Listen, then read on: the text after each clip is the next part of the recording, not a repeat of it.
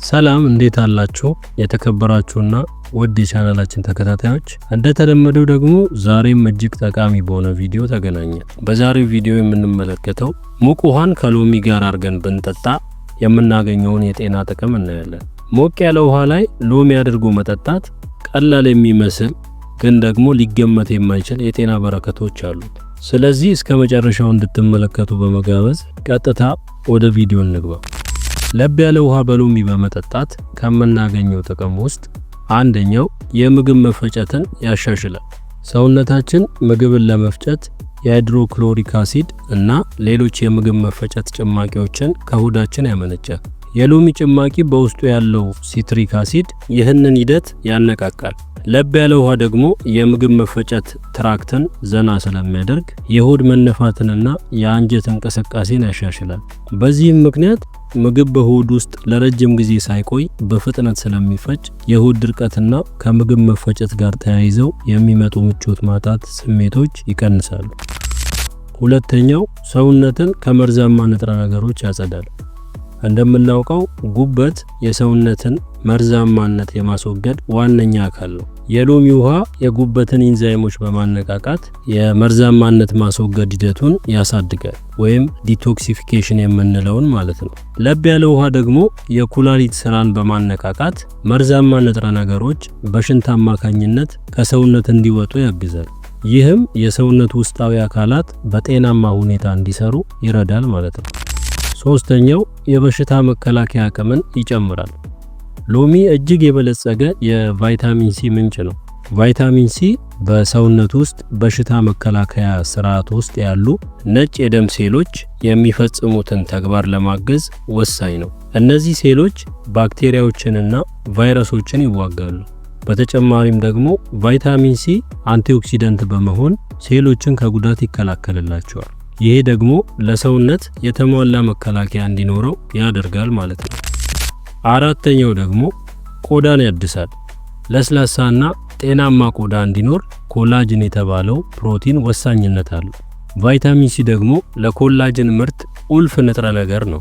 ለብ ያለ ውሃ በሎሚ ውስጥ ያለው ቫይታሚን ሲ ሰውነት ኮላጅንን እንዲያመነጭ ስለሚያግዝ የቆዳ መሸብሸብን እና የእርጅና ምልክቶችን ይቀንሳል። በተጨማሪም ለብ ያለ ውሃ የቆዳ ቀዳዳዎችን ወይም ፖርስ በመክፈት ቆዳን ከውስጥ ለማጽዳት ስለሚረዳ ቆዳን ከቆሻሻ ነፃ ያደርጋል። አምስተኛው ክብደት ለመቀነስ ይረዳል። ሎሚ ውስጥ የሚገኘው ፔክቲን ፋይበር ውሃን በመምጠጥ በሆድ ውስጥ የመስፋፋት ባህሪ አለው። ይሄ ባህሪው ለረጅም ሰዓት የመጥገብ ስሜት ስለሚሰጥ የምግብ ፍላጎትን ይቀንሳል። ከዚህ በተጨማሪም የሎሚ ውሃ ካሎሪ የለውም። ስለዚህ ከስኳርና ከፍተኛ ካሎሪ ካላቸው መጠጦች ይልቅ ለክብደት መቀነስ በጣም ጥሩ አማራጭ ነው። ስድስተኛው አፍን ንጹህ ያደርጋል ወይም ደግሞ ለአፍ ንጽህና ይጠቅማል። በሎሚ ውስጥ የሚገኘው ሲትሪክ አሲድ የአፍ ጠረንን የሚፈጥሩ ባክቴሪያዎችን ለመግደል ይረዳል። እንዲሁም የአፍ ምራቅን ወይም ሳሊቫ ምርት ስለሚያነሳሳ የአፍ ውስጥ አሲዳማነትን በመቀነስ የጥርስ መበስበስንና ሌሎች የአፍ ውስጥ ጤና ችግሮችን ይከላከላል። ሰባተኛው የኃይል ምንጭ ነው። ሎሚ ውስጥ የሚገኘው አሉታዊ አዮን ወደ የምግብ መፈጨት ስርዓት ውስጥ ሲገባ የሰውነትን የኃይል መጠን ከፍ ያደርጋል። የድካም ስሜት የሚኖረው ወይም ደግሞ የሚሰማው ሰውነት ከምግብ ውስጥ የሚገኘውን ኃይል በአግባቡ መጠቀም ሲያቅተው ነው። የሎሚ ውሃ ደግሞ ይህንን የኃይል አጠቃቀም በማሻሻል የአእምሮ ንቃትና አካላዊ ጥንካሬን ይሰጣል። ስምንተኛው ሰውነትን እርጥበት እንዲይዝ ያግዛል። ለብ ያለ ውሃ በሎሚ ጠዋት ላይ ሲጠጣ ሰውነታችን ሌሊት ላይ የተጠቀመውን ወይም ደግሞ የጎደለውን ፈሳሽ እንዲተካ ያግዘዋል። ከንጹህ ውሃ በተለየ መልኩ የሎሚ ውሃ አንዳንድ ኤሌክትሮላይቶችን ስለሚይዝ ሰውነት ፈሳሽን በብቃት እንዲይዝ ይረዳል። ይሄ ደግሞ ለሁሉም የሰውነት ህዋሳት ጤናማ ተግባር ወሳኝ ነው።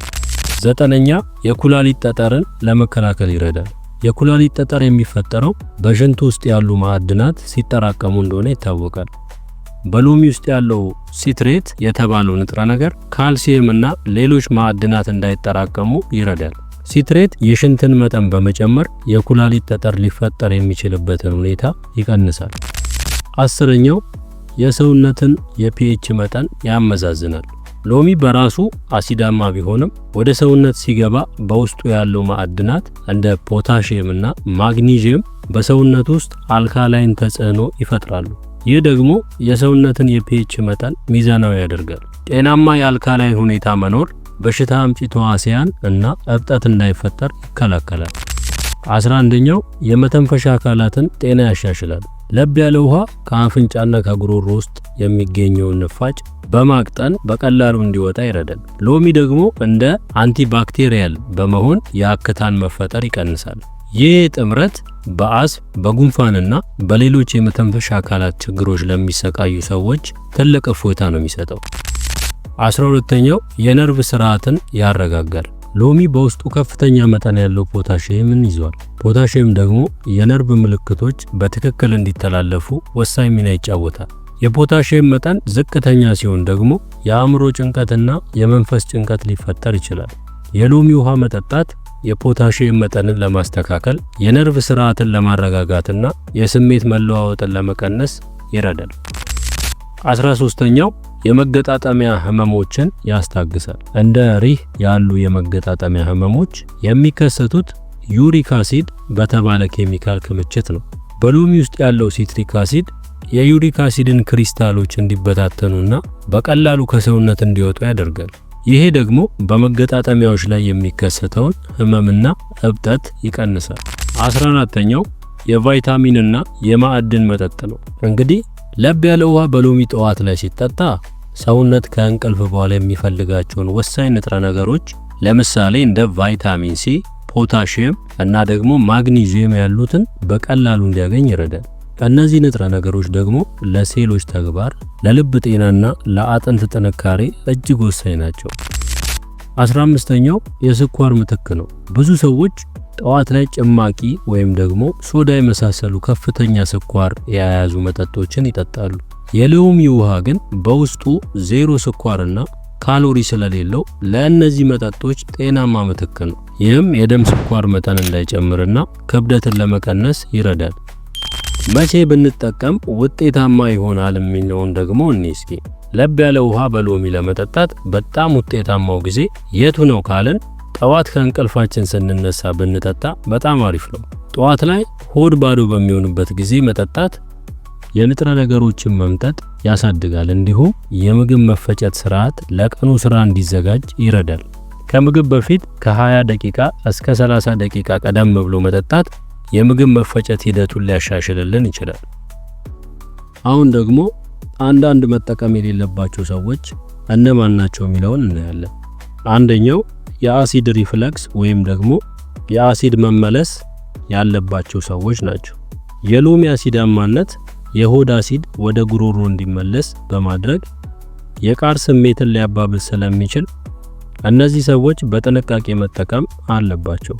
ሁለተኛው የጥርስ ህመም ወይም ደግሞ የኢናሜል መሳሳት ያለባቸው ሰዎች ናቸው። የሎሚ አሲድ የጥርስን ውጫዊ ሽፋን ወይም ደግሞ ኢናሜል ሊጎዳ ስለሚችል የጥርስ መበስበስን ሊያስከትል ይችላል። ይህንን ለመከላከል በስትሮ መጠቀም ወይም ደግሞ ከጠጡ በኋላ አፍን በንጹህ ውሃ መግሞጥመጥ ይመከራል። እንግዲህ ውድ የቻናላችን ተከታታዮች ከዚህ ቪዲዮ ብዙ ነገር እንደተማራችሁበት እናምናለን።